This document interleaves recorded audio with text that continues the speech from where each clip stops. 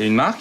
Ah non, on a presque plus de marque, on a été dévalisé. Il y a Bauer qui est passé à la boutique tout à l'heure. Il est en train de fouiner. Je crois que j'ai flairé une affaire de contrefaçon dans le quartier. Oui, JB, c'est Samia. Oui, il y a un problème avec les vêtements que tu vends. Je pense vraiment que je me serais fait refiler de la contrefaçon sans m'en rendre compte. Plus ça va, plus j'ai l'impression qu'elle est pas très clean dans cette affaire. Faut que tu te débarrasses de tout ton stock avant qu'il soit trop tard. J'ai l'impression qu'on arrive au bon moment. Vous voulez bien ouvrir ce sac, s'il vous plaît? On l'embarque. Je suis venue vous demander de rendre l'argent que vous avez pris. Allez le demander à Malik Nasri. Papa, tu arrêtes ton baratin. Je sais très bien que c'est toi qui as ces 200 000 euros. Retirez votre plainte. Et Fénicie construira cette école. Si tu retires cet argent des caisses de Fénicie, on ne s'en relèvera pas. Grâce à votre fille, vous allez une fois de plus passer au travers des mailles du filet. Mais sauf qu'elle a payé pour rien, parce que je suis innocent. Mais je démasquerai le coupable, ça, je vous le garantis. C'est la liste des appels téléphoniques émis depuis 8 jours. Et j'ai souligné les numéros inconnus.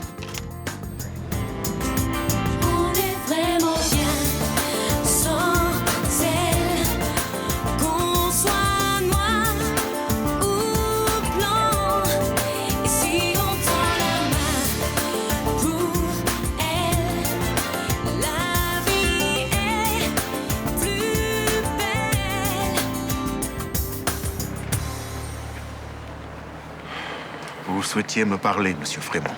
Oui.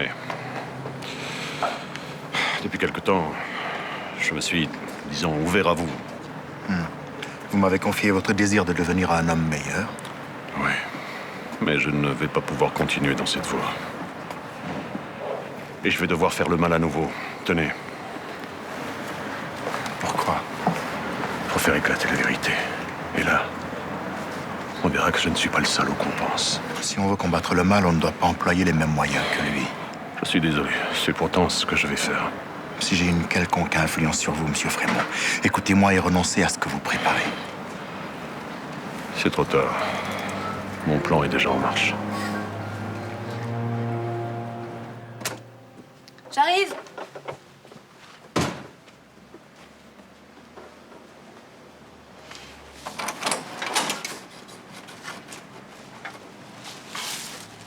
Laurence Leroy, d'accord. Bonjour ma chérie. C'est quoi ces fleurs? C'est pour toi, ça vient d'être livré. Oh. C'est un patient satisfait ou un admirateur secret? C'est ton père. Il m'invite à un tête-à-tête en amoureux ce soir. Dans une chambre d'hôtel, il m'envoie même la clé. Eh ben, il est organisé en plus. Il aurait pu m'en parler ce matin avant de partir. Autant tu rigoles, c'est bien plus romantique comme ça. Il y a autre chose? Ah, une bague. Tu savais. Bah, non, mais c'est logique, maman. D'abord, il t'offre une bague et après, il te demande en mariage. C'est pour ce soir. J'ai l'impression de revenir 20 ans en arrière. Ça fait drôle. Expliquez-moi, monsieur Gauthier, comment, avec des diplômes aussi prestigieux, vous vous retrouvez à vendre de la contrefaçon? J'étais pas au courant, les factures étaient en règle, je vois pas comment j'aurais pu deviner. Ça ne vous a pas surpris que des vêtements de marque soient bradés à des prix aussi dérisoires? Et si, un peu, mais on m'a dit que c'était des fins de série de l'année dernière. C'est qui, on? Mademoiselle Estève? Non, c'est le grossiste qui nous a vendu les articles. Vous l'avez cru. Vous êtes bien naïf pour quelqu'un qui travaille dans le commerce. Je sais, oui, tout le monde me dit. Bien, vous savez ce que vous risquez pour avoir vendu de la contrefaçon? 300 000 € d'amende et 3 ans de prison, je suis au courant. Oui, enfin, ça, c'est dans le meilleur des cas. Qu'est-ce que vous voulez dire? Si vous avez agi en bande organisée, les peines peuvent être portées à 500 000 € et 5 ans d'emprisonnement.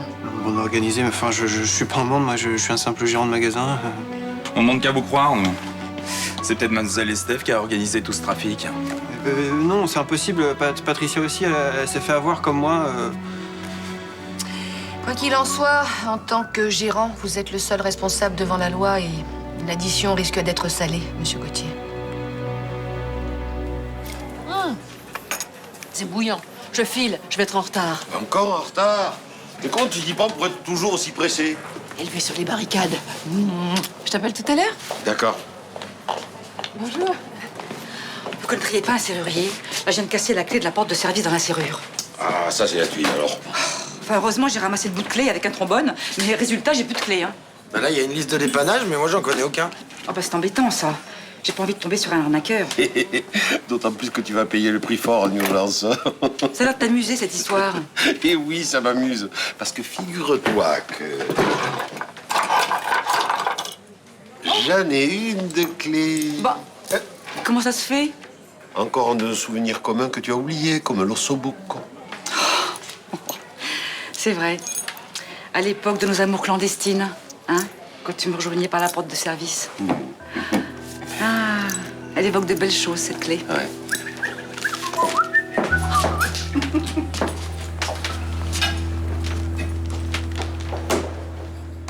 Oui, c'est entendu, j'ai noté l'adresse. Oui, d'accord. À cet après-midi. Un industriel lyonnais veut faire un don à Solidarité Bassanga. C'est lui qui t'a contacté? Oui, il m'a dit qu'un ami lui avait parlé de l'association et de nos derniers déboires. Comme quoi, il faut croire au miracle. Et il t'a parlé d'une somme? Non, on a rendez-vous cet après-midi à Lyon pour parler de tout ça. Je vais faire l'aller-retour dans la journée. Ça serait bien. Comme ça, on pourrait commencer les travaux en Centrafrique sans couler Phénicie. Il faut garder confiance. Ouais. Un donateur vient nous tomber du ciel, il y en aura peut-être d'autres. Entrez. Le père Marat vous demande. Bonjour. Bonjour. Je vous dérange? Pas du tout. Entrez, entrez. Pour une fois, on a une bonne nouvelle. On a peut-être un nouveau donateur pour notre projet, un industriel. Ah, j'en suis heureux pour vous. Vous le cachez bien? Qu'est-ce qui se passe? T'est arrivé quelque chose de grave? J'ai vu Charles Frémont ce matin. Je crois qu'il prépare un mauvais coup contre vous. Il m'a déjà accusé de détournement de fonds. Je vois pas ce qu'il peut faire d'autre. Je serais toi, je prendrais pas ça à la légère. Avec Frémont, on peut s'attendre au pire. Et voilà. Oh, Roland, tu me sauves la vie, hein. Je me voyais déjà en train de changer de serrure et je t'assure qu'en ce moment, c'est pas le moment, hein. Quand t'as un souci, demande-moi avant d'appeler le dépanneur. Je m'en souviendrai. Faites quoi tous les deux? Un pèlerinage? Qu'est-ce que tu veux dire? Non, je dis ça, c'est parce que j'ai eu un flashback. Roland, qui arrive en douce par la porte dérobée dans le Select endormi. Comment tu sais ça, toi?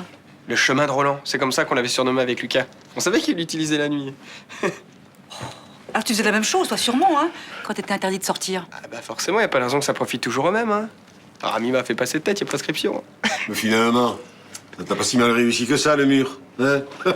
Ça marche à les études. Ça va même plutôt bien, mais là, je suis à la bourre, donc j'y vais.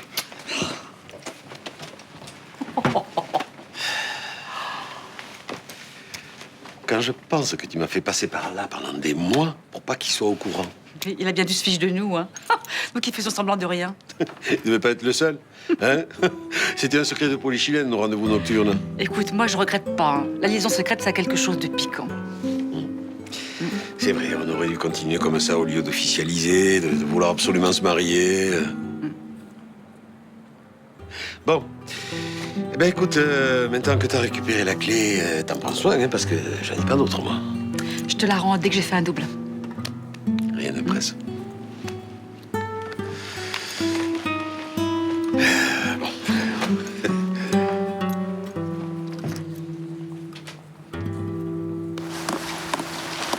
Vous avez une minute à m'accorder, madame la commissaire? Bien sûr, monsieur le juge. Ma sœur et son associé sont mis en cause dans une affaire de contrefaçon dont vous vous occupez, je crois. C'est exact, je viens d'interroger Jean-Baptiste Gauthier et à l'entendre, il nie avoir été au courant de ce trafic. J'ai le sentiment qu'il dit la vérité. Et vous comptez interroger son associé? Enfin, je veux dire ma sœur, Patricia? Oui, je dois la voir demain.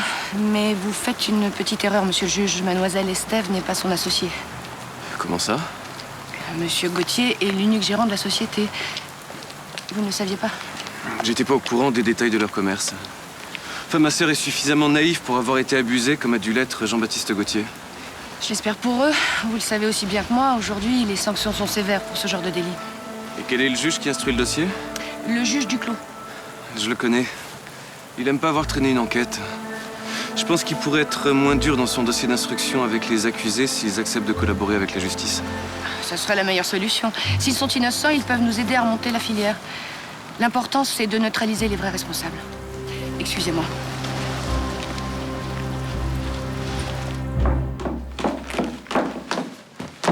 Tamara, s'il vous plaît, je voudrais vous parler quelques minutes. J'ai pas le temps, désolée.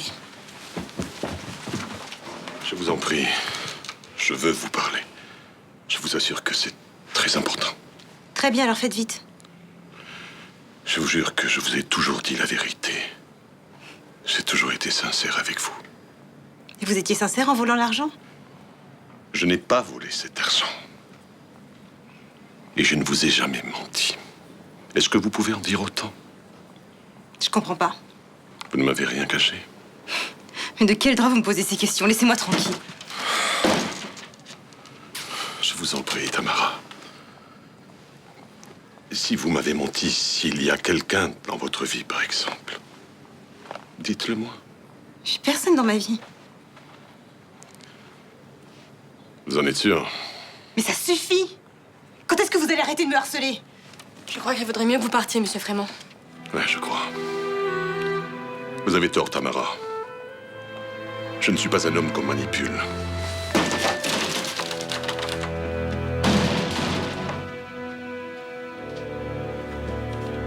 Je dis tout ça parce que j'ai pas cédé à ses avances, mais il ment.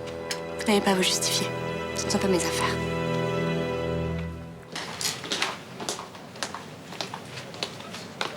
JB, tu veux que j'aille te chercher un sandwich? C'est gentil, non, j'ai pas faim. Tu vas pas rester là à te morfondre comme ça sans rien faire. Faut que tu te défendes. Et légalement, je suis responsable, je suis cuit. Quelle salope, cette meuf.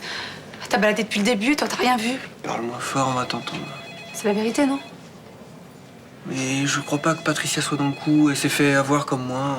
Mais c'est pas vrai, non. Mais t'es con, là, ou tu le fais exprès? Non, mais je la connais mieux que toi. Elle est incapable de faire une magouille pareille. Ah oui, pour toi, sur Terre, il n'y a que des saints. Tout le monde il est beau, tout le monde il est gentil.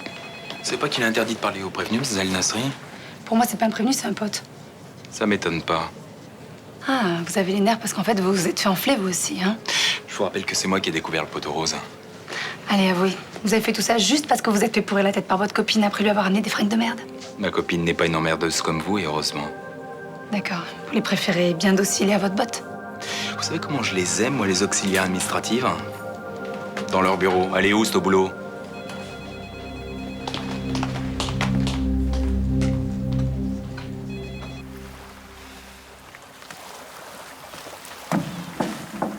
J'aimerais t'apporter une bonne nouvelle, mais j'ai pas eu le temps de trouver quoi que ce soit dans le portable de Frémont. C'est pas grave. C'est déjà gentil d'avoir essayé. T'aurais pu te faire choper, t'aurais eu des problèmes. Hein. Je me suis fait choper. Mais il m'a pas dénoncé, c'est le principal. Putain, Rudy, il me faut faire gaffe. Vraiment, il est capable de te ressortir ça au moment où tu t'y attends le moins. Je crois pas, et puis je m'en fous. Moi, je voulais essayer de trouver quelque chose pour vous aider. T'inquiète, on va s'en sortir. Céline a juré qu'elle assurait les travaux et puis mon père s'est remis à chercher des donateurs, donc. Après un coup pareil, ouais, il a du courage, lui. Hein. Je crois que l'amour lui donne des ailes. Ce qui est bien dans cette histoire, c'est que ça aura rapproché mon père et ma mère, au moins. Tant mieux. Je sais pas si t'es au courant, mais on s'est un peu accroché hier avec Estelle. Ah non, je savais pas ça. Elle a les boules de nous voir toujours ensemble. Elle m'a tapé une crise en pleine rue. J'arrête pas de la rassurer, mais rien n'y fait. Bon, mais là, je crois que la seule chose qui l'a rassurée, c'est qu'on arrête de se voir complètement. Hein. Ce serait comme con d'en arriver là. Mais je vois pas d'autre solution. À moins que t'aies une autre idée. Non, faut faire comme tu dis. Puis ça vaut mieux pour tout le monde. Ok. J'ai rendez-vous demain au commissariat. À votre avis, je risque quoi? Y a vraiment que ça qui vous intéresse. Vous n'avez aucun problème de conscience. Comment ça? Dans cette histoire, c'est ce pauvre Jean-Baptiste qui se retrouve responsable. C'est lui qui va tout prendre. Bon, je me renseigne, c'est tout. Je vous assure, je savais pas que c'était la contrefaçon. J'ai du mal à vous croire. Bon, vous voulez bien arrêter de tout me mettre sur le dos. Je vous rappelle que c'est vous qui m'avez conseillé de prendre un prête-nom. Et effectivement, j'ai fait une erreur. J'avais pas encore compris à qui j'avais affaire. Non, ça c'est sûr, vous savez pas en quoi je suis la meilleure. Je me méfie de vous. Je trouve pas très sain ce jeu affectif avec Jean-Baptiste. Je l'ai pas violé, hein, je vous rassure. Ça vous est jamais arrivé, vous, de coucher avec une fille juste pour le cul? Merci. J'ai pas vraiment envie d'avoir ce type de discussion avec vous. Je trouve simplement que vous avez exploité Jean-Baptiste. D'accord, alors je vous le rappelle une dernière fois, c'est lui qui a voulu investir dans l'affaire. Vous avez dû le pousser. Bon, écoutez, si vous avez pas envie d'être mon avocat, vous me dites tout de suite, on gagnera du temps. Non, j'ai pas vraiment envie de vous défendre. Mais le juge Estève m'a téléphoné, il m'a demandé de m'occuper de votre dossier. Vous êtes pas obligé? Non. Mais j'ai de la considération pour votre frère, c'est quelqu'un de bien. Je vais lui rendre ce service. Merci, maître. Je vous préviens, c'est la dernière fois.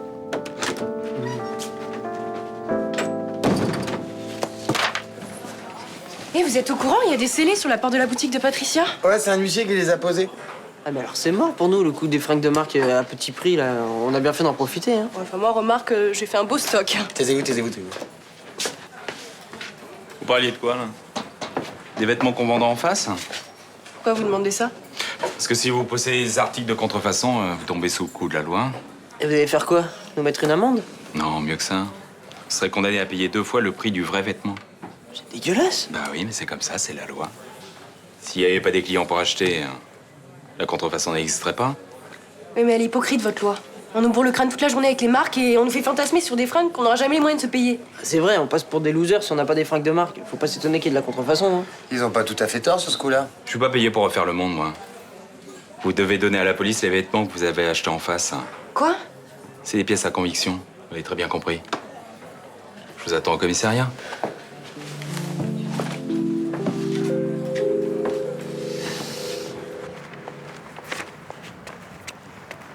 Bonjour Laurence. Ah, bonjour Damien.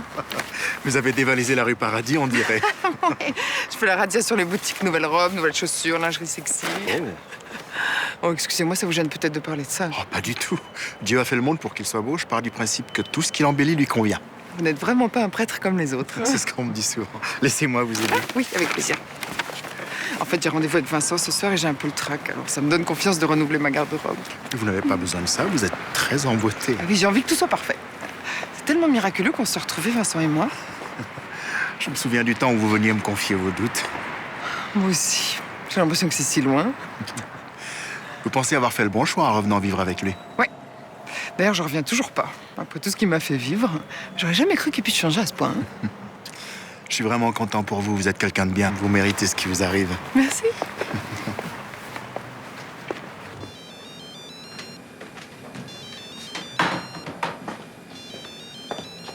Tu réponds pas? 2 minutes, hein. Je suis pas obligé d'être au garde à vous dès qu'on me sonne.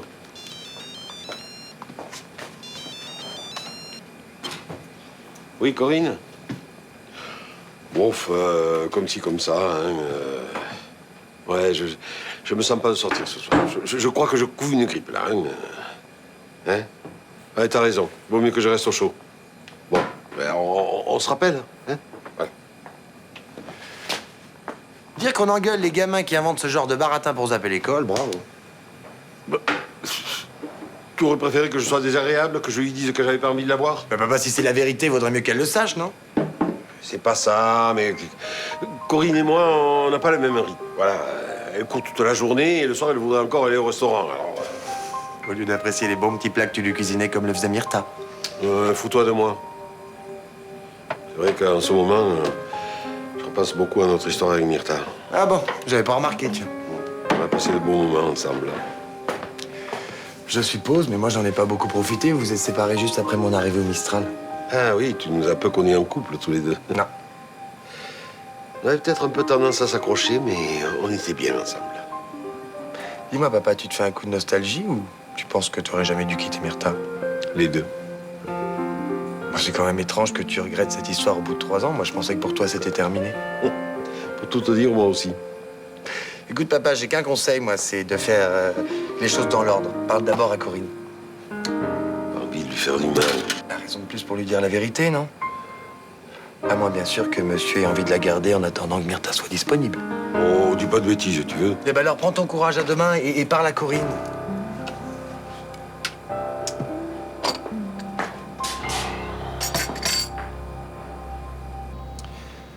Je suis allé à Lyon pour rien. J'ai juste rencontré l'assistante du mec qui m'a soi-disant appelé. Ils avaient jamais entendu parler de moi. On a dû te faire une blague. Il faut une bonne dose de perversité pour inventer des blagues pareilles. Pourquoi tu me racontes tout ça? Comme ça, pour te tenir au courant. Céline, j'aimerais bien trouver une solution pour que Phénicie ne construise pas cette école à perte. Mais si tu savais comme je m'en fous de Phénicie. Comment t'as pu en arriver là? C'était toute ta vie, cette société. C'est vrai. Et je lui ai tout sacrifié. Le résultat, elle m'a apporté que des malheurs et elle m'a séparée de tous les hommes que j'ai aimés. Je sais que j'ai ma part dans les difficultés que tu rencontres. Ouais. Mais pas dans le sens que tu crois. En fait, c'était ton exemple qui m'a ouvert les yeux. Je comprends pas bien. J'ai essayé de te détruire, Vincent. Et quand t'as tout perdu, t'as réussi à te construire une nouvelle vie parce que tu t'étais débarrassé de l'ancienne. Effectivement. C'est pour ça que je veux liquider Phénicie. Pour pouvoir repartir à zéro. Comme toi. T'es sûr que tu fais pas ça juste pour emmerder ton père? Pour l'emmerder, non, ça serait puéril. Mais pour qu'ils sortent de ma vie, oui. Pour qu'ils comprennent qu'on finit toujours par payer les saloperies qu'on a faites. Et il faut absolument couler ta boîte pour ça? Ben, je frappe là où ça fait mal. Au portefeuille. Oui, dans ce cas, tu fais le bon choix. Ouais, j'en suis sûre. Ben, regarde, Juliette. Elle est partie pour essayer de lui faire comprendre et 3 semaines après, il a volé l'argent destiné à une association humanitaire. Tu sais qu'il continue de nier. Ben, évidemment. Tu t'attendais à quoi? De toute façon, il n'y a rien à espérer de lui. Je serai libre quand il sera 6 pieds sous terre. Je dois partir. On en reparlera? Pourquoi faire? On s'est tout dit. Mais construis cette école, Vincent. Et fais-la fonctionner. Aujourd'hui, le plus important pour moi, c'est que on en soit enfin associé à quelque chose de positif. Évidemment, elle est en retard. Mais t'énerve pas, sinon ça va mal se passer. Moi qui pensais qu'elle en avait fini avec les plans foireux, mais encore une fois, elle m'a bien eu. D'après toi, Patricia était au courant que c'était de la contrefaçon? Non, je peux pas le croire. Enfin, Dieu sait qu'elle a le chic pour se mettre dans des plans pas possibles, mais enfin, de là à compromettre quelqu'un à sa place, c'est pas son genre. Désolée pour le retard. Si avec ça, t'es fier de toi? Écoute, Florian, n'en rajoute pas. Je suis déjà morte d'inquiétude pour Jean-Baptiste. Mais comment t'as pu faire une chose pareille? Comment t'as pu laisser ce garçon mettre tous les papiers à son nom? Eh ben, j'avais pas le choix. Arrête de mentir, s'il te plaît! Mais calme-toi, laisse-la s'expliquer au moins. Bon, c'est à cause des parents de Jean-Baptiste. Ils lui ont donné de l'argent pour investir dans l'affaire à une seule condition, c'est que ce soit le seul gérant. Eh ben, du coup, c'est le seul responsable. Tu trouves ça normal? Bon, écoute, je pouvais pas savoir que mon fournisseur était un escroc, alors dis-moi plutôt comment je peux aider Jean-Baptiste. Mais tu m'écoutes, pour une fois. Ce qui intéresse la commissaire et le juge, c'est de remonter la filière. Alors si t'acceptais de les aider, ça les mettrait dans de bonnes dispositions.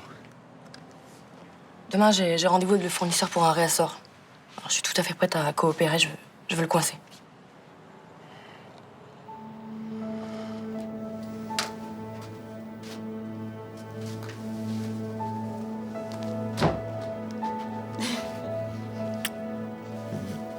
Tu m'as manqué.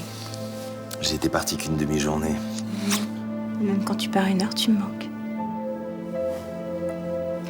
C'est gentil, ça.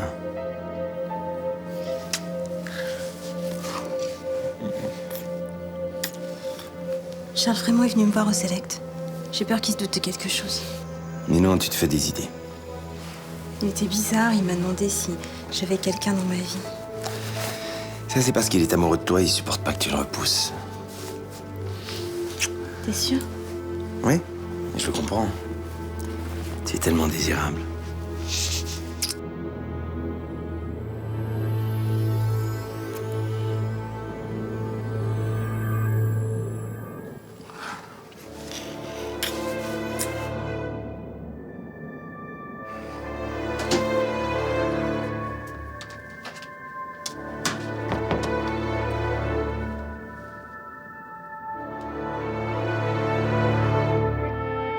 Say